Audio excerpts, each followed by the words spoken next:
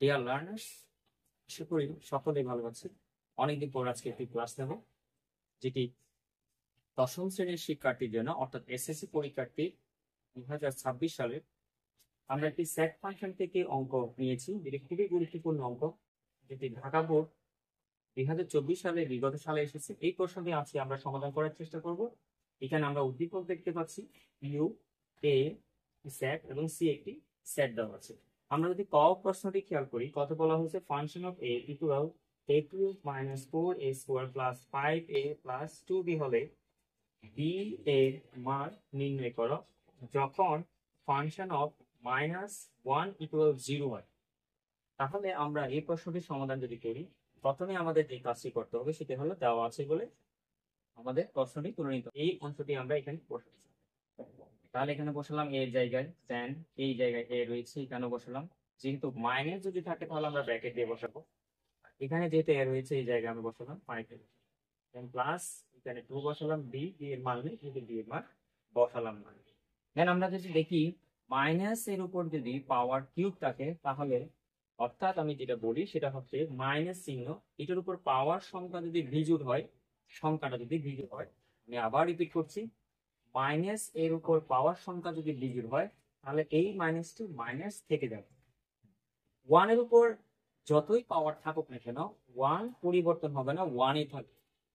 দেন আমরা এখানে পাচ্ছি মাইনাস এর উপর, আমরা এখানে শিখেছিলাম মাইনাস এর উপর পাওয়ার যদি বিজোড় হয় তাহলে সেটা মাইনাস থেকে গেল। এই মাইনাসের উপর পাওয়ার কিন্তু বিজোড় না, এটা জোড়, সেজন্য মাইনাসটি প্লাস হয়ে যাবে, অর্থাৎ 1 হয়ে যাবে। তাহলে 1 + 1 এর সাথে -2 গুণ করলে -4 হয়। দেন প্লাস চিহ্ন আছে এখানে, দেন এর সাথে গুণ হবে, এখানে এটার সাথে এটা গুণ হবে, 5 এর সাথে যদি -1 এর গুণ করি তাহলে হবে -5। দেন আমরা পাচ্ছি এখানে প্লাস প্লাস 2b2। আমরা এখানে দেখতে পাচ্ছি -1, -4 এন্ড -5 প্রত্যেকটার সামনে মাইনাস চিহ্ন রয়েছে, সেজন্য আমরা সবগুলো সংখ্যাকে আমরা প্লাস করে ফেলবো, অর্থাৎ যোগ করে ফেলবো। তাহলে 5 এবং 4 যোগ করলে হয় 9, 9 আর 1 যোগ করলে হয় 10। যেহেতু প্রত্যেকটা সংখ্যার সামনে মাইনাস চিহ্ন ছিল, সেহেতু আমাদের অবশ্যই এখানে মাইনাস চিহ্ন বসাতে হবে। এন্ড দেন আমাদের হচ্ছে প্লাস চিহ্ন, 2b বসাতে হবে। এটি হচ্ছে ফাংশন অফ -1 এর মান। দেন আমরা এখানে দিয়ে অংশটা লিখবো, ফাংশন অফ -1 = 0। এই ফাংশন লিখলাম, তারপর ইকুয়াল দিলাম। এই ফাংশন অফ ফাংশন অফ -1 এর মান আমরা পেয়েছি -10 + 2b। দেন আমরা এই জায়গায় এই মানটা বসিয়ে দিলাম, ইকুয়াল দিলাম, এরপর 0 দিলাম। এই যে আমাদের যেহেতু বি এর মান নির্ণয় করতে হবে, সেহেতু বি ছাড়া বাকি যে সংখ্যাগুলো থাকবে সেগুলো সমান চিহ্নের ডান পাশে চলে যাবে, যাকে বলা হয় পক্ষান্তর। পক্ষান্তরের সাইন পরিবর্তন হয়, চিহ্ন পরিবর্তন হয়, অর্থাৎ -10 এদিকে আসলে এখানে দেবে +10, যেহেতু এখানে কোনো চিহ্ন নেই মানে প্লাস চিহ্ন। দেন এখানে 2b আছে, এর সামনে কোনো চিহ্ন বসাতে হবে না, যেহেতু এর আগে কোনো সংখ্যা বা পদ নেই। দেন পরের লাইন আমরা দেখতে পাচ্ছি tan লিখলাম 2, যেহেতু আমাদের বি এর মান নির্ণয় করতে হবে তাহলে 2 রাখা যাবে না, 2 এখানে গুণ অবস্থায় আছে, সেহেতু সেদিকে এই পাশে যায়, ভাগ অবস্থায় হয়ে যাবে tan/2। তাহলে 2 দিয়ে tan কে যদি আমরা ভাগ করি বা ডিভিশন করি তাহলে আমরা পাই 5। তাহলে b = 5 आंसर। সো আমরা যদি এখন খ নম্বর প্রশ্ন দেখি, কতে বলা হয়েছে এ পূরক ইউনিয়ন বি বাদ সি নির্ণয় করো। তাহলে আমাদের উদ্দীপকে আমরা যদি গঠন পদ্ধতি দেওয়া আছে, এটাকে তালিকা পদ্ধতিতে আমাদের নিতে হবে। দেন এ কেও আমাদের তালিকা পদ্ধতি নিতে হবে, এন্ড সি কেও আমাদের তালিকা পদ্ধতি নিতে হবে, যেহেতু এখানে এ সি উভয়ই আমাদের দরকার। তাহলে আমরা সর্বপ্রথম ইউ কে তালিকা পদ্ধতি নিয়ে যাই। তাহলে আমরা দেওয়া আছে বলে ইউটা লিখে নিলাম, ইউ সমান x belongs to n is to x বিজোড় সংখ্যা এবং সি less than x less than 50 second bracket close. এখন ইউ বলতে যেখানে শর্তটি রয়েছে সেই শর্ত সাপেক্ষে আমরা বলতে সুতরাং ইউ সমান 5, 7, 9, 11 and 13 এটা বলা যায়। তো আমরা কিভাবে বুঝলাম 5, 7, 9, 11 and 13 হয়? তাহলে এটি আমাদের দেখার বিষয়। আমরা যদি একটু লক্ষ্য করি, এখানে বলা হয়েছে x belongs to n, x n এর মধ্যে রয়েছে, অর্থাৎ স্বাভাবিক সংখ্যা, ন্যাচারাল নাম্বার, এবং x হলো বিজোড় সংখ্যা। x কি সংখ্যা? বিজোড় সংখ্যা। বিজোড় সংখ্যা বলতে কি রয়েছে? বিজোড় সংখ্যা অনেকগুলো রয়েছে, যেগুলো হচ্ছে 1 আছে, 3 আছে, এভাবে বিজোড় সংখ্যা অগণিত, 5 আছে, 7 আছে, 9 আছে। কিন্তু আরেকটি শর্ত রয়েছে, এবং কতগুলি বিজোড় সংখ্যা কারা হবে, অর্থাৎ 3 এর চেয়ে বড় হবে, 15 এর চেয়ে ছোট হবে, 15 এর চেয়ে ছোট, 3 এর চেয়ে বড়, সেই সকল বিজোড় সংখ্যাকে বোঝানো হচ্ছে। তো আমরা যদি সেই সকল বিজোড় সংখ্যাকে বুঝি, তাহলে 3 এর চেয়ে বড় বিজোড় সংখ্যা হলো 5 অবভিয়াসলি, এন্ড যেটা 15 এর চেয়ে ছোট, 7 হলো 3 এর চেয়ে বড় আবার 15 এর চেয়ে ছোট, 9 হলো 3 এর চেয়ে বড় এবং 15 এর চেয়ে ছোট, আর হচ্ছে এখানে যদি আমরা 11 দেখি, 11 এটাও 3 এর চেয়ে বড় এবং 15 এর চেয়ে ছোট, অর্থাৎ এরপর হচ্ছে যে আমরা 13 দেখি, 13 এটাও কিন্তু 3 এর চেয়ে বড় এবং 15 এর চেয়ে ছোট। এছাড়াও কিন্তু আর এদিকে যাওয়া যাচ্ছে না, এদিকে হলো তো আমাদের 15 হয়ে যায়, তাহলে 15 হতে ইকুয়াল হয়ে যায়, আমাদের ইকুয়াল বলা হয়নি। এর সাথে করে ইউটা আমরা বুঝতে পেরেছি তালিকাবদ্ধ কিভাবে ব্যবহার করতে হয়। এন্ড হচ্ছে এ তে চলে যাই, এটাকে আমরা তালিকাবদ্ধ প্রকাশ করব। এখানে বলা হয়েছে কি x belongs to n is to 7 less than x less than 50। এখানে বলা হয়েছে এটা স্বাভাবিক সংখ্যা, এবং সেটা হচ্ছে কি 7 এর চেয়ে বড় এবং 15 এর চেয়ে ছোট। 7 এর চেয়ে বড় স্বাভাবিক সংখ্যা কারা আছে, 8 আছে, 9 আছে, 10, 11, 12, 13, 14, এগুলো সবগুলো 7 এর চেয়ে বড় এবং 15 এর চেয়ে ছোট। দেন কিন্তু আমাদের একটি শর্ত মনে রাখতে হবে, সেটা হচ্ছে এই এটা ইউ সার্বিক সেট, ইউ হলো সার্বিক সেট, এই সার্বিক সেটের মধ্যে এ রয়েছে, অর্থাৎ এ হলো ইউ এর উপসেট। তাহলে উপসেট যেহেতু হয়েছে, তাহলে 8 যেহেতু ইউ এর মধ্যে নাই, তাহলে 8 নেওয়া যাবে না।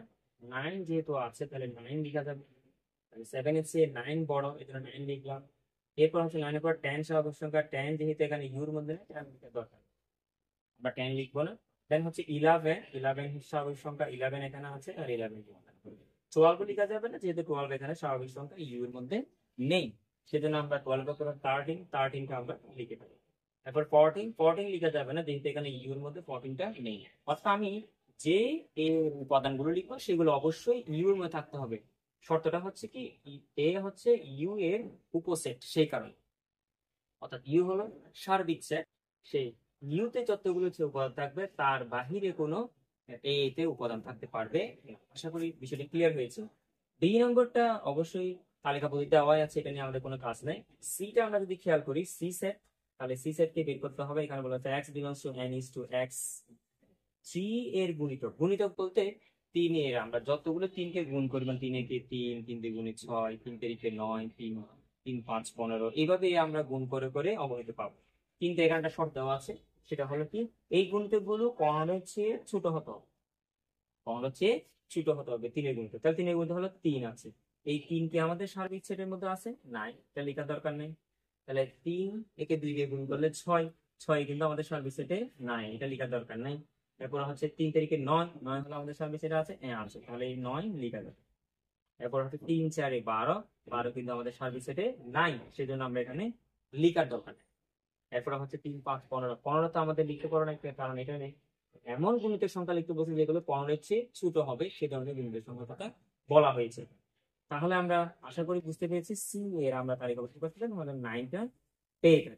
এখানে শর্ত দেওয়া আছে, যেহেতু সি ইউ এর উপসেট, অর্থাৎ সার্বিক সেটের উপসেট হলো সি, তাহলে অবশ্যই সি তে যে উপাদানগুলো থাকবে সেগুলো অবশ্যই ইউ তে থাকতে হবে, এর বাইরে কোনো সংখ্যা লেখার দরকার নেই। প্রথমে এ প্রাইমটা বের করে দিতে হবে, দেন আমাদের হচ্ছে বি বা সিটাকে বের করে দিতে হবে।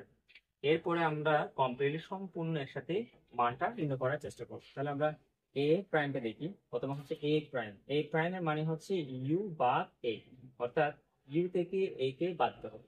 আমরা এটা এভাবেও লিখতে পারি, চাইলে আমরা চাইলে এভাবেও লিখতে পারি, বাদ এ, এভাবেও লিখতে পারি, দুটি কিন্তু লেখা যাবে।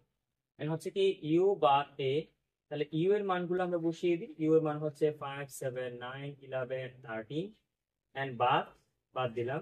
তারপর হচ্ছে এ এর মানগুলো হচ্ছে কি 9, 11, 13। দেন বাদ জিনিসটা বিষয়টা রাখতে হবে আমাদের, সেটা হচ্ছে কি এখানে যতগুলো বাদ চিহ্নের পরে থাকবে তারা অবভিয়াসলি বাদ যাবে, তাদেরকে এখানে লেখা যাবে না। আর যদি এখানকার কোনো উপাদানের সাথে যদি এখানকার কোনো উপাদান মিলে যায়, তাহলে সেই উপাদানটাও বাতিল বলে গণ্য হবে। যেমন এখানে 9 আছে, এখানে 9 আছে, 9 বাদ। এখানে 11 আছে, এখানে 11 আছে, 11 বাদ। এখানে 13 আছে, এখানে 13 আছে, 13 বাদ। তাহলে 9, 11, 13 দুইটি বাদ, তাহলে আমাদের থাকবে তিনটি বাদ, থাকবে কিন্তু 5 and 7। এই হচ্ছে আমাদের এই প্রাইমের কাজ। যে কোনো বিষয়ের উপর প্রাইম থাকলে ইউ থেকে সেইটাই বাদ হবে। যদি কখনো এরকম থাকে বি প্রাইম রয়েছে কখনো যদি বি প্রাইম, তাহলে আমাদের লিখতে হবে ইউ বাদ বি, ইউ বাদ। যদি সি এর উপর প্রাইম থাকে তাহলে ইউ বাদ সি, এরকম হবে স্বাভাবিক সেট থেকে বাদ যাবে। দেন আমাদের আরেকটি অংশ আছে যেটা হচ্ছে বি বাদ সি, তাহলে বি বাদ সিটা বের করি, বি বাদ সি, তাহলে বি এর উপাদানগুলো লিখলাম, দেন বাদ চিহ্ন দিলাম, এন্ড সি এর উপাদানটা লিখলাম। তাহলে আমরা বাদ বলছিলাম যেটা মিলে যাবে সেটা, তাহলে এখানে যে বাদ চিহ্নের পরে 9 আছে, 9 কিন্তু আমরা এইখানে কোথাও খুঁজে পাচ্ছি না, তার মানে এখান থেকে কেউ বাদ যাবে না, সব উপাদানগুলো এখানে থেকে যাবে, শুধু 9টাই যেহেতু বাদ চিহ্নের পরে আছে তাহলে 9টাই বাদ হিসাবে চলে যাবে। তাহলে আমরা কমপ্লিটলি আমরা এখন অ্যান্সারটা একেবারে সম্পূর্ণ করে ফেলবো, যেটা আমরা লিখে ফেলতে পারি এখন, মানে একেবারে ফাইনালি আমাদের কাজটা এখন এ পুরো, তারপর হচ্ছে এটা হচ্ছে আমাদের জন্য ইউনিয়ন, ইউনিয়ন, তারপর হচ্ছে ব্র্যাকেট বি বাদ সি। তাহলে এ পূরকের মান পেয়েছিলাম আমরা কত, 5 7, তাহলে এ পূরকের জায়গায় আমরা 5 7 বসিয়ে দিই, দেন ইউনিয়ন ইউনিয়ন বসালাম, তাহলে সি বি বাদ সি এর মান পেয়েছিলাম 5 7 11 13, তাহলে এইখানে আমরা বি বাদ সি এর মান 5 7 11 13 বসিয়ে দিলাম। দেন আমাদের ইউনিয়নের কাজটা কি, ইউনিয়নের কাজটা হচ্ছে কমন এবং আনকমন সব বিষয়গুলো নিয়ে নাও, অর্থাৎ এখানে আর ওইখানে যত ধরনের উপাদান থাকবে সব ধরনের উপাদানগুলো একবার একবার করে লিখবেন। আমরা 5 লিখলাম, 7 লিখলাম, 5 তো লেখা হয়ে গেছে, 7 লেখা হয়ে গেছে, লেখা হয় না 11 এন্ড 13। তাহলে এটাই হচ্ছে আমাদের আনসার। আশা করি আমরা বিষয়টা বুঝাতে পেরেছি। 6 নম্বর প্রশ্নে দেখি, তাহলে এটাতে বলা হয়েছে পাওয়ার অফ বি নির্ণয় করো, এটি একটি অংশ, তারপর বলছে দেখাও যে পাওয়ার অফ বি এর উপাদান 2 পাওয়ার n কে সমর্থন করে, যেখানে n বি এর উপাদান সংখ্যা। তাহলে আমরা প্রশ্নে দেখি, প্রথমে আমরা বি, এভাবে আমরা অঙ্কটির মধ্যে প্রথমে আমরা দেওয়া আছে বলে বি এর উপাদানগুলো লিখে নেবো, বি সমান যে উপাদানগুলো আছে সেগুলো, দেন আমরা লিখবো সুতরাং power of B. Power of B লিখার পরে সমান চিহ্ন দিয়ে আমরা দুইটি সেকেন্ড ব্র্যাকেট ব্যবহার করব। দুটি সেকেন্ড ব্র্যাকেট ব্যবহার করার পরে প্রথমে সবগুলো একটি সেকেন্ড ব্র্যাকেট দেবো, তারপর হচ্ছে এই উপাদানগুলো 4টা সম্পূর্ণ লিখবো যেভাবে আছে সেভাবে। দেন আমরা এই 4টা উপাদান থেকে 3টি উপাদান বেছে নিয়ে একবার লিখবো, ঠিক আছে, যে 5 7 11 একবার লিখবো, কমা দিলাম, আর আবার 3টি উপাদান নেব, যে যে উপাদানগুলোতে একটা উপাদান একাধিক নেই এরকম, অর্থাৎ 5 আবার নিলাম, 7 নিলাম, 30 নিলাম, তাহলে 5 7 30। দেন আমরা আরেকটি উপাদান লিখবো, 3টি উপাদান আছে এরকম, আরেকটি উপসেট লিখবো, সেটা হচ্ছে এখানে আমরা যদি দেখি 5 11, আমরা আরো একটি লিখতে পারি সেটা হলো 7 11 30, অর্থাৎ তিনটি উপাদান আছে সেরকম আমরা চাইলে এরকম করে আমরা লিখতে পারবো 4টি, 1টি 2টি 3টি 4টি। এরপরে আমরা লিখবো 2টি করে উপাদান আছে সেরকম করে আমরা লিখবো সেট, এই যে 2টি করে একটা লিখলাম, আবার 2টি করে আরেকটি লিখলাম 5 এবং 11, আবার 2টি করে আরেকটি লিখলাম 5 এবং 13, আবার 2টি করে লিখলাম 7 এবং 11, আবার 2টি করে লিখলাম 7 and 30, দেন আবার লিখলাম 11 and 30। অর্থাৎ আমরা 2টি করে যতবার লিখে যাই, 2টি করে লিখতে গেলে আমরা মোট 6 লিখতে পারবো, 1 2 3 4 5 6। দেন আমরা লিখবো একটি করে উপাদান আছে এরকম, তাহলে মানে একটি 5, দেন লিখলাম 7 এখানে 11 and 13 একটি করে, শেষে সর্বশেষে আমরা এই ফাঁকা সেটা দেব। দেন আমাদের একটু কাজটা করতে হবে, সেটা হলো সেকেন্ড ব্র্যাকেট দিয়ে এটাকে আবদ্ধ করব।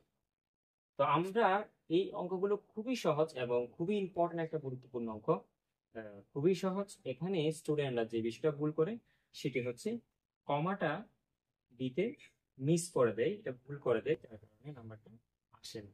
আরেকটি বিষয় হচ্ছে তারা সিরিয়াল ভাবে না লেখার কারণে 16টি উপাদান খুঁজে পায় না। এখন প্রশ্ন হলো স্যার এখানে 16টি উপাদান কেমনে হবে, সেটি হচ্ছে আমাদের একটি এখানে দেওয়া আছে 2 পাওয়ার n।